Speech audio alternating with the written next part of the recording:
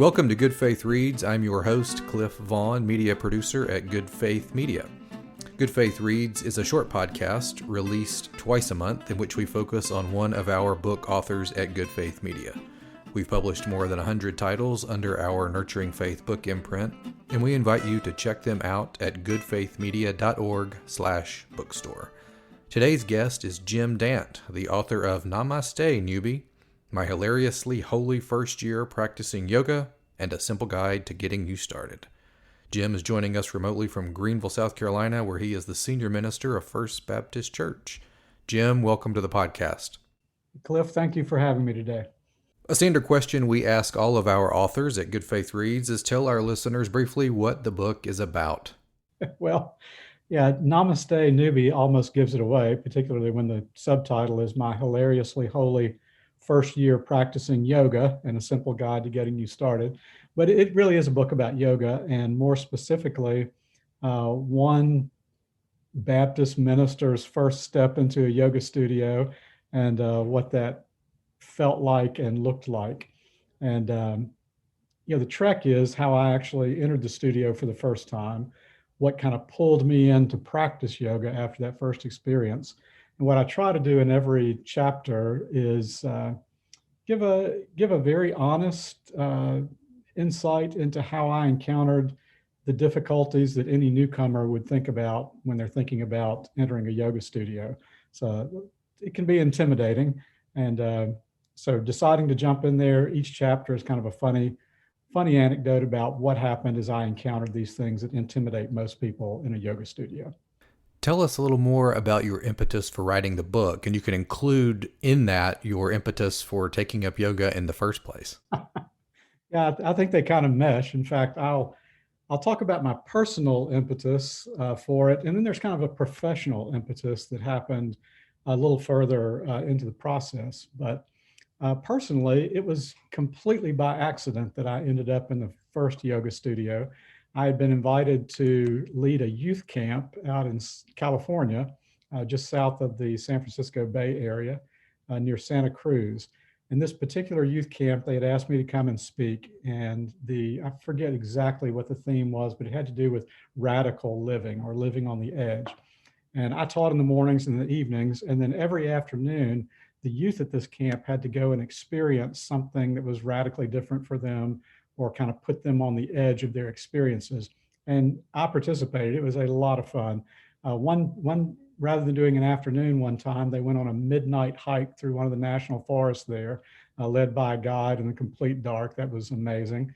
The next day, we actually went and surfed at Santa Cruz. We had a professional surfer and several teachers take us out and put us on boards, and everybody surfed, adults and youth. It was a lot of fun. And I think it was the third day of this youth camp, we were going to do yoga. And I'll be honest with you, in the back of my mind, I thought, yeah, that's not real edgy. I'm not sure that's going to compete with a midnight hike or surfing at Santa Cruz. But we went to the Ananda Yoga Studio just outside of Santa Cruz. And so that was my impetus for first stepping into a studio. It was quite by accident, but absolutely was kind of floored by the experience. It was both mentally and physically challenging and relaxing. I'm a triathlete and have been for years. And at the gym where I work out, there are yoga classes. And those of us who are triathletes usually kind of smirk when we walk by and go get a good run in or a good bike in or a good swim in. And I never really thought of it as, a great workout, but I enjoyed it. And I kind of laid it aside for all the fall. And then in January of that year, I have a yoga studio that's just about 3 blocks from my house. And my life had gotten busy several years ago, like everybody else's. And I thought, okay, January the 1st, I'm going to walk up the street to this yoga studio. I'm going to walk in there with a pair of sweatpants on. I'm going to see if I can make my way. Somebody gifted me a mat when they heard about my first experience. It was never used. But I went and really joined that community, and that's what the book is about, my life in that particular yoga community. That's kind of the personal side. It really has brought some peace and a different kind of physicality to my life. Professionally, it's interesting when somebody says, red Honda Civic, you start seeing red Honda Civics everywhere. And after I went to that first yoga class, yoga kept popping up in my visual, and read an article that someone had posted in a magazine that really intrigued me as a minister, that in 2018 and 2019, more people joined yoga studios in the United States than joined churches. And that immediately kind of took me aback to begin asking the question, what is it about that yoga studio? What is it about this practice that in this day and age is attracting more people who need a settled hour 2 or 3 times a week than church is offering? So that was my jump in. It was both for personal benefit, but also to kind of explore this from a faith-based perspective. For some people, Baptist minister and yoga just do not go together. And one of the things you touch on in the book is the non-judgmental atmosphere of the yoga communities that you've been a part of. And on page 59, you wrote something that really jumped out at me. It was a sentence: "When I am tempted to judge, I choose to wonder." And so I wondered if you could talk a little bit about yoga and ministry and the ways in which yoga relates to judgment or the lack thereof. Well, and every church is not like this, so I don't want to generalize about Christian churches, but we tend to be places where people feel judged when they come. I think that there are probably some churches who are trying to progressively move away from that image and be more graceful and open in their approach to sharing faith. But traditionally, I mean, let's face the fact that we've been a fairly judgmental people overall. And you really do find the exact opposite of that within the yoga studio, or at least the studios where I've practiced yoga. That's not to say that there aren't some that are rigorous and rule oriented, but that's not common. So in most yoga practices, while a teacher is guiding or a yogi is guiding the practice, you're always free and are told you're not required to do what you're being asked to do. In fact, the language is, I invite you to lie down on your mat. I invite you to stand at the top of your mat. I invite you to this pose. And you may not feel like it that day. And so you may stay in what's called child's pose, which is a very relaxing pose, or you may need a little bit more that day. So you push yourself a little bit more in the yoga studio. There's also, like at our studio, at the door, it says, no politics allowed when you walk in. It's we have people in our studio who are Buddhists and atheists and Presbyterians. There's an Episcopal female rector there. There's me. There's people from all different faiths and walks of life. And the basic mode and mood in a yoga studio is curiosity and wonder. So people ask a lot of questions, and how does this relate to your faith?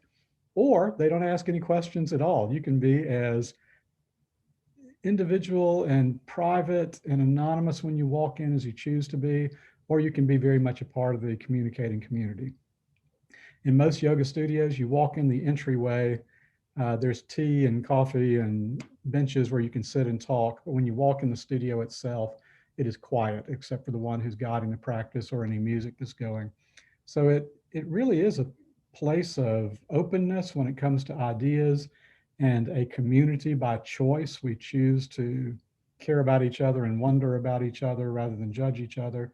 And then it's a common practice, which the practice is like many other religious practices. As I say in the book, yoga itself is not a religion. It is a compilation of practices that people of faith have used for centuries and even millennia. In fact, Christians do most of yoga, whether they know it or not. They just don't call it yoga. Our guest today is Jim Dant, author of Namaste, Newbie. We'll be right back in 30 seconds with more Good Faith Reads.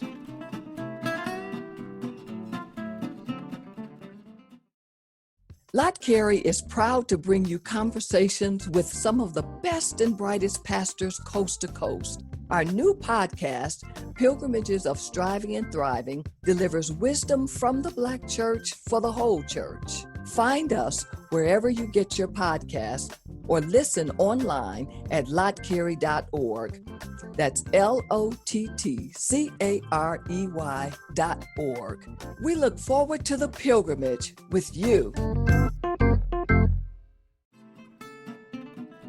Welcome back to Good Faith Reads. Today we're joined remotely by Jim Dant, author of the Good Faith Media book, Namaste, Newbie, My Hilariously Holy First Year Practicing Yoga and a Simple Guide to Getting You Started. I'm Cliff Vaughn, media producer at Good Faith Media. Jim, tell us about your writing process. Did you give yourself weekly writing goals or daily word counts? Just talk a little bit about the actual process of writing the book. Every book seems to be different. So, the last book I did on LGBTQ issues from biblical literature, wrote it in a week. I mean, I just really sequestered myself, started on Monday, knew what I wanted to do, wrote that week, and then got it out to editors and polished and worked on it for a couple of weeks after that.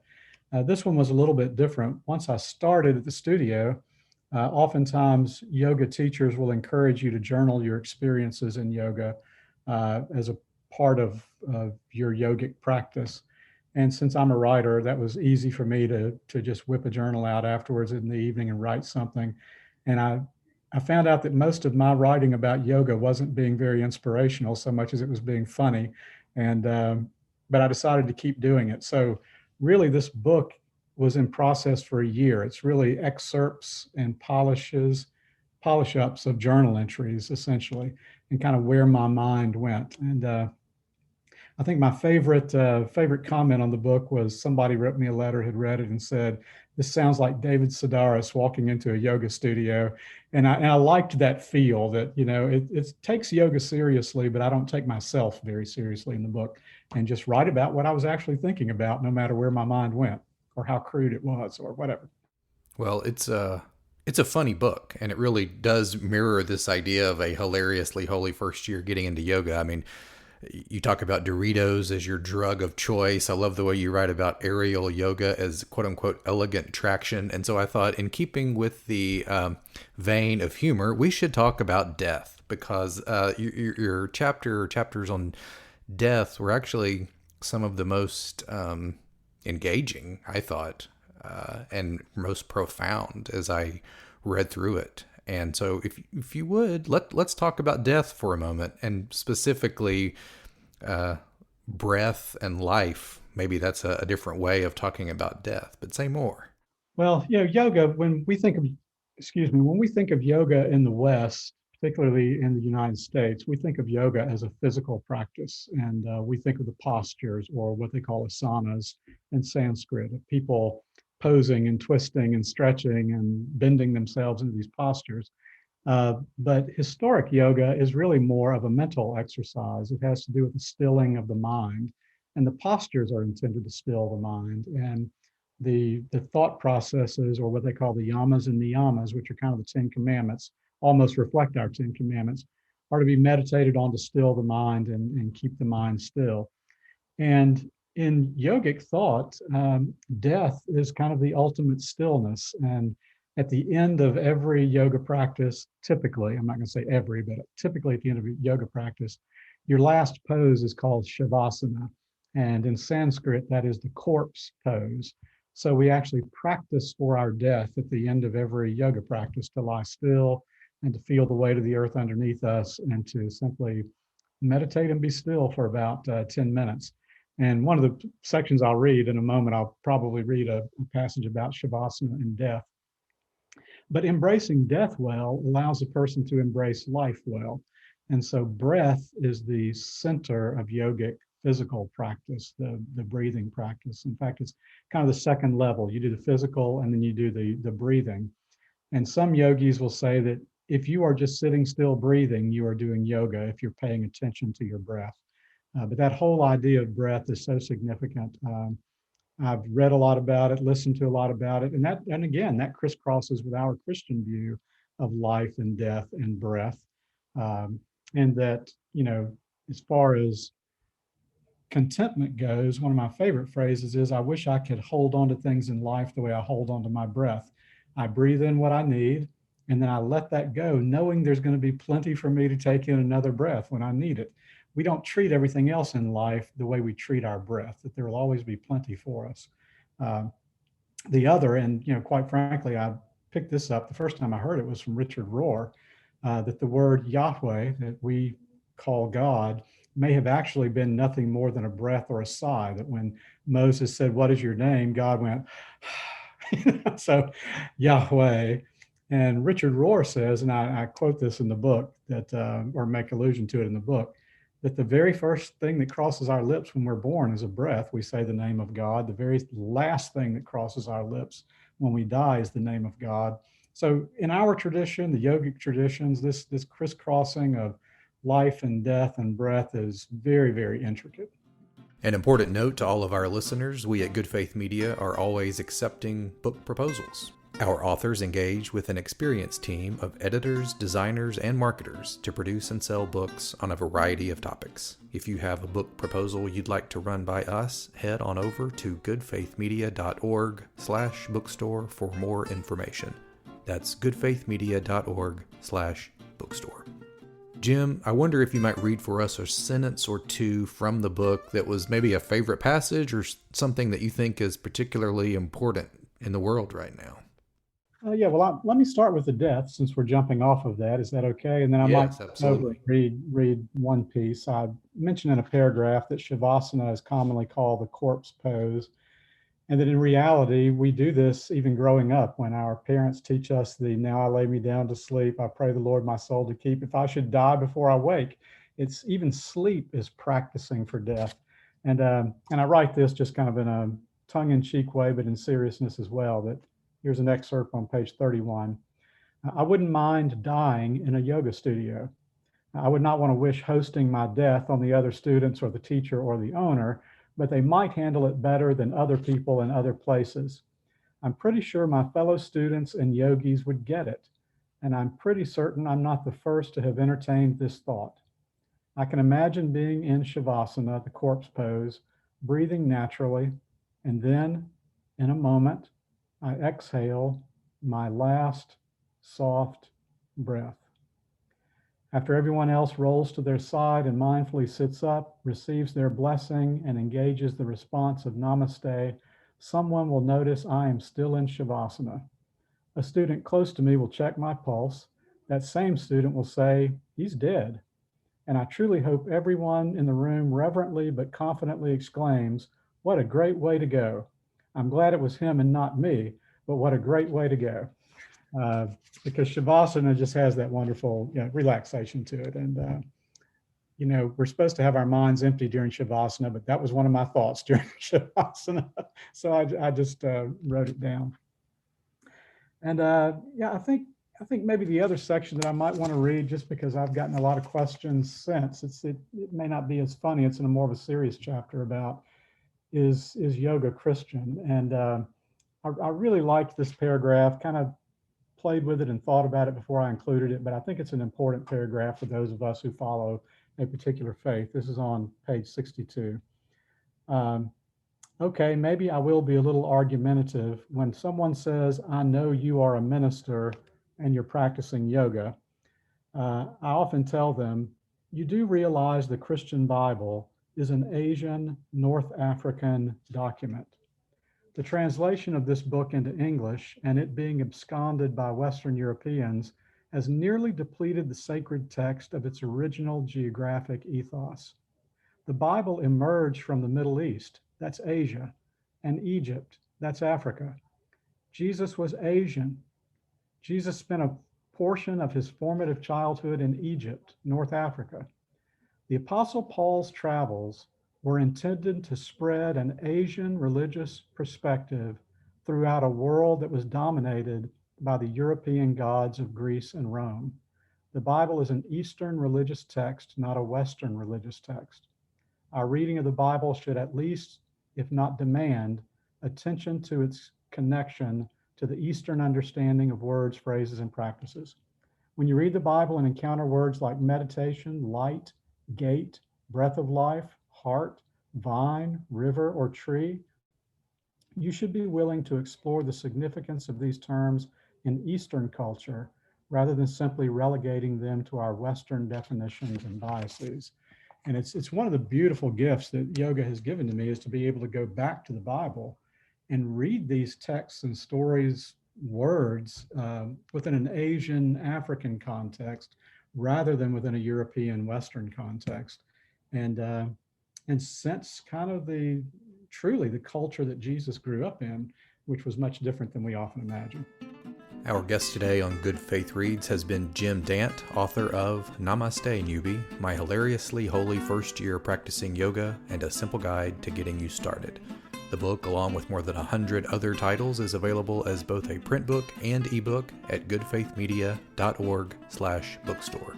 Jim, we so appreciate you being our guest today. Well, it has been delightful, and thank you for allowing me to share some time with you and share a little bit about this book.